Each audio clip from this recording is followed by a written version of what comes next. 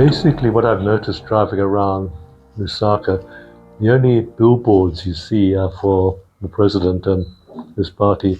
So, Prof, thank you very much for accepting to speak to us about your visit, first of all, to Zambia and about elections. Well, you're having a very interesting election right now.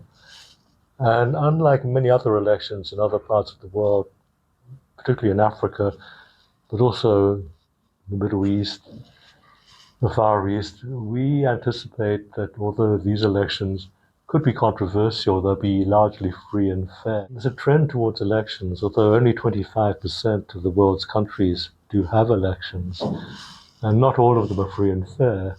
Some of them are just window dressing for governments that want to keep perpetually going, validation instruments. But here change is possible. I mean, HH came from a different party to the Lungu party, and you do have the sense that even if it's not always satisfactory, some change is possible here in Zambia. So it's an interesting case example of not perfect, but developing democracy. What about I know you've not been here for a long time, especially for this period. What about in terms of openness, competitiveness, and just the confidence also from the public that this election is going to... Basically, what I've noticed driving around Lusaka, the only billboards you see are for the president and his party. You have to look really, really hard to see little posters for opposition parties. And even then, for minority opposition parties, some of whom I've never heard of before. I don't know what their agendas are. I don't know what their manifestos say. So the public is not being well informed. So I think that really that boils down to, is the public confident in HH, or will they deliver a protest vote? Now, if they deliver a protest vote, this could only be effective if they vote for the major opposition presidential candidate. There are too many small parties, so the parliamentary vote will be fragmented. So whoever wins the presidential vote doesn't have to worry about an opposition in parliament. Everyone will be divided. So it's an example of just how imperfect democracy is, but also how wonderful, vibrant it is that anybody can form a party and stand. Yeah, maybe others also would think that with all these social media platforms now, we are talking about Facebook, TikTok, and all these platforms, and that's where another battle is taking place. How can these platforms impact on the outcome of the election They'll itself? impact a little bit, but you see, you don't get any real debate on these platforms. You have to deliver what message you've got in a way which corresponds to the appetite of the platform. So everything has got to be slightly sensationalistic. So having a presidential debate, for instance, or here in Lusaka Central, debate among the candidates running to be MP here, that's just not taken place. And then you have the big question, because you've still got 70 languages in this country. Yes. If you could have a debate, which language are you going to conduct it in? Yeah. Now it has to be English, because the president is Tonga. He doesn't speak good Chinyanja or but he tries. I mean, I watched him try. Yeah. It's not, as far as I can tell, I don't speak these languages either. It's not particularly fluent, high class language. So it would have to be a debate in English. Now, not everyone understands complicated English. Everyone can speak English for everyday life. But if you could talk about economics, okay, Yes. you start getting complex. You can't have an economic debate on Facebook. You might try, but you're simply not going to get it on TikTok. Yeah. Earlier, you referred to the fact that HH has achieved something important for this country because the magnitude of the land, the debt itself, and also the behavior of the lenders. For the Zambian voter, we may not understand those complexities. And from what I'm seeing, talking to people, that is the other where the criticism is coming from, that HH has done so well to please the international players, and but he hasn't been able to do it for the people that voted That's for him. because there's no money. It's all borrowed, it has to be repaid. So it takes time for international agreements to filter downwards. And yes, it's true, people feel their cost of living has not improved, it's gone up. The second term is what's going to be decisive in terms of improving people. And what the international community is looking at, and HH has got to concentrate on this, because the international community, if HH wins, will trust him and invest more. And with that investment, that money will be able to be filtering down to ordinary people. It will mean jobs, for instance. It will mean people involved in making money, of course, but in public projects like transport, etc. So if he wins, there's nothing but benefit that could come to this country. If he loses, I'm the better off, because we don't know what the opposition presidential candidate stands for. No investor in the outside world knows what he stands for. Yeah, and the other thing also has been the way other political players and the analysts as well, is that they view his presidency, that this is not our president, because of his association with international consultants and players like the Tony Blair Institute, and previously the Brenthurst Foundation, and so on and so forth. And I think all these also, decampaigning him and putting him in a very awkward situation. Maybe before you answer, how important are these consultants and international partnerships, in a situation like HH? Go to any election, you're going to find exactly these people all over. The Brenthurst Foundation is just wound up now; it doesn't exist anymore. Just recently, Yes. But you would find Brenthurst everywhere. And in fact, although Brenthurst is wound up, its former director, Greg Mills, is in town very shortly.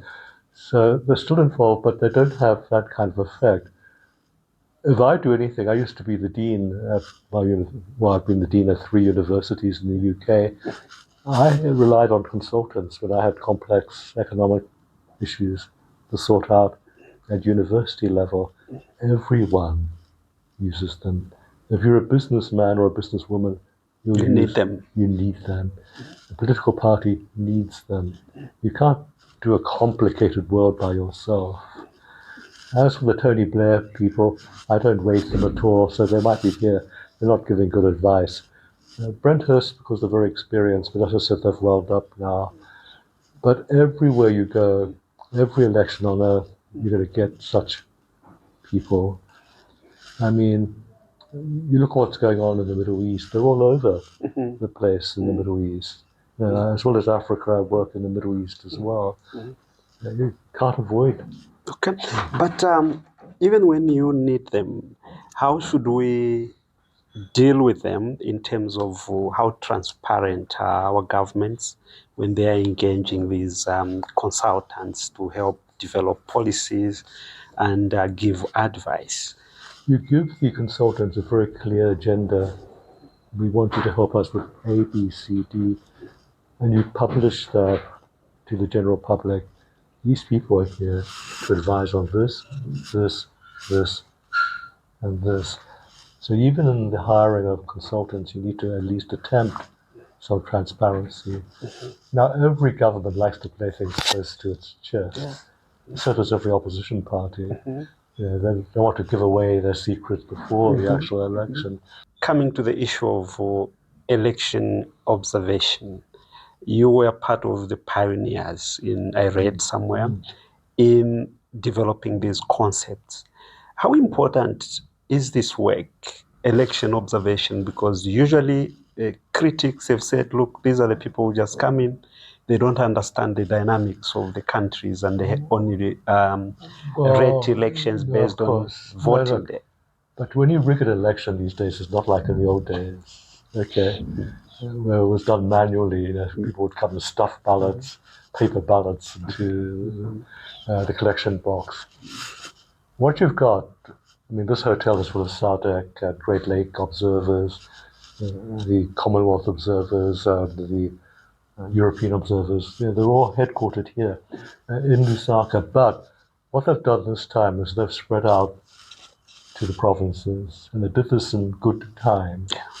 The people who are still here that you see in the hotel, that monitor what happens here in Lusaka. But in all of the great other centres, you'll find that they're now, yes, they're using old-fashioned methodology.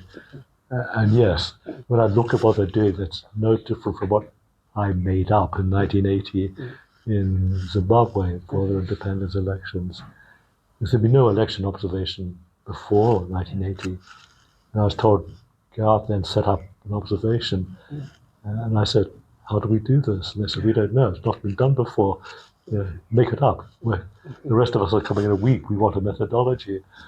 So no one has really developed it more than that, except what you've got now with algorithms and things of that nature. You can cheat electronically. Now, what I'm distressed by when I look at the observer groups, no one is carrying a computer.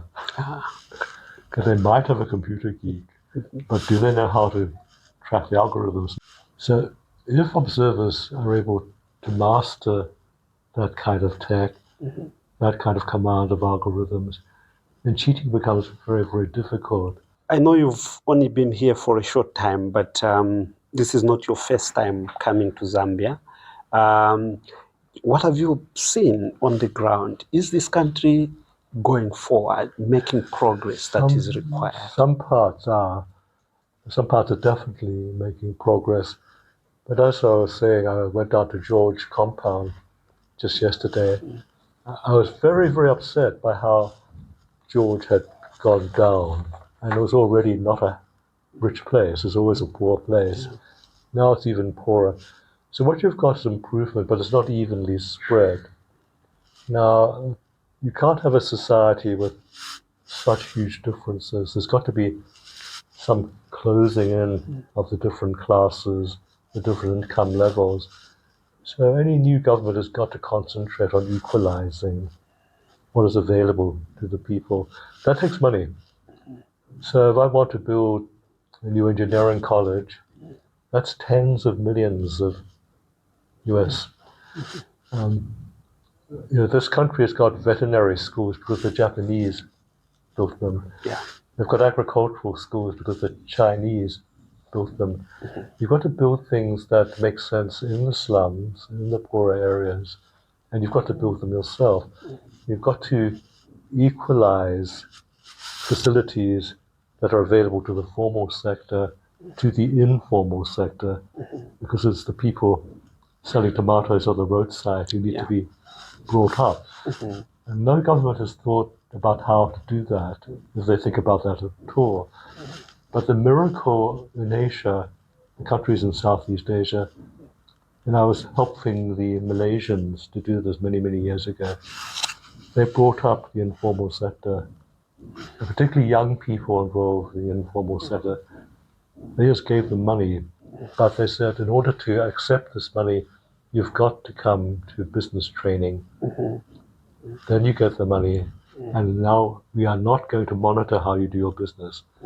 You go out, use your talent and the training we give you to build your own business. And they trusted the informal sector. We have got no model like that anywhere in Africa.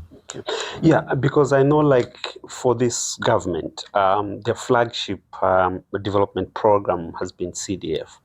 We've written about CDF and its failure to reach the right people because of corruption and most money ending up with party officials.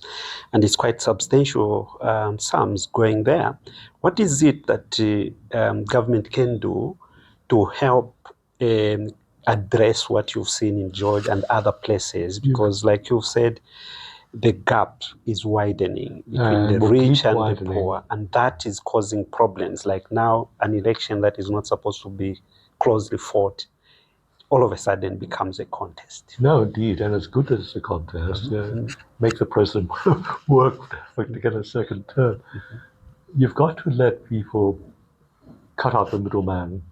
They're the ones who steal the money. Yes, Okay? yes, yes.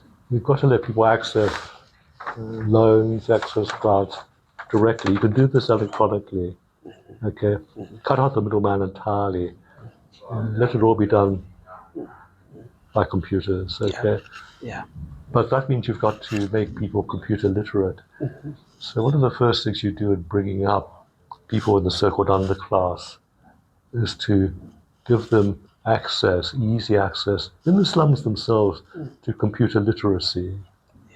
Okay. Once you can do that, they can do it by themselves, provided the middleman is not standing in the way, provided the president's cousin is not the middleman type of thing.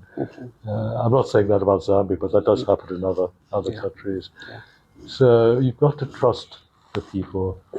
Without that, nothing is possible.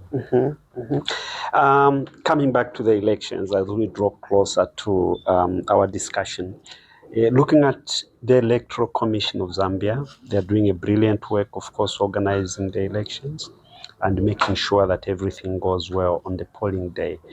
What is it that the commission should do beyond whatever they are doing to make sure that this election goes according to what is expected? Well, they're not fully staffed. In other words, you don't have an assurance that all the polling booths will be properly monitored. And even if you had someone touring, say, the polling booths in just one part of the city, they still don't have enough staff. So you are going to have to rely to a certain extent on observers to complement what the commission does. Now, the best example of a commission that really worked was in Nigeria, of all places, about 3 elections ago. And Nigerian elections up to then were notorious for not being fully honest. Yes. But they brought in a very, very learned but a very hard gentleman as head of the commission, Professor Yaga. And he laid down the law. He was a disciplinarian. It became a model election. Now, I don't have any comment to make about the head of your commission. I don't know that person. Okay. But you need to have someone who has the skill actually to be president himself or herself to run the commission. Okay. Finally, when you leave Zambia after this election, what 3 things will determine whether you personally regard the 2026 election as a credible, free, and fair election? I would like to see the opposition presidential candidate run HH close. I still think HH is very likely to win. He's had a big head start. He's got a track record. He's very, very visible. But it would be good for democracy if he has to sweat a little bit on counting night. So if it's close, then you know democracy is working. So that's what I would like to see. The second thing will take some time. I would like to see the opposition parties, because there's so many of them, come to a united front so they can speak with one voice in Parliament. Because it has to be Parliament that acts as the opposition to the President. You don't have political power anywhere else that can stand up to the President. But if you have a dozen little party leaders all wanting to be the headline, it doesn't work. So I would like to see an agreement, a serious agreement among the opposition. Some have already come to an agreement, but I would like an opposition that is fully united. So that again would be a success not only for democracy, but for democracy at work in terms of providing opposition to a president. And then the third thing I would like to see is what I was saying. If the policies of the new government, whoever wins it, reaches out to the poorer people, particularly those at the bottom of the heap, and empowers those in the informal sector, then basically 5 years from now, this will be a different country.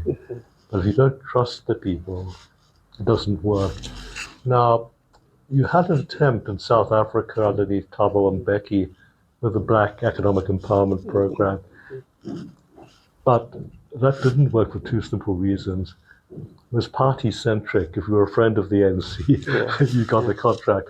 And even if you got the contract, you didn't have the training to do what you needed to do. So what you've got to do in terms of setting up facilities for people is to ensure they've got access to education and quality control, and to be proud of their work because they're building Zambia. Yeah. Yeah. Okay.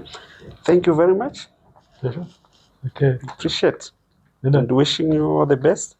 well, I'll be having a busy day on Yeah. Thursday. Yeah. Yeah.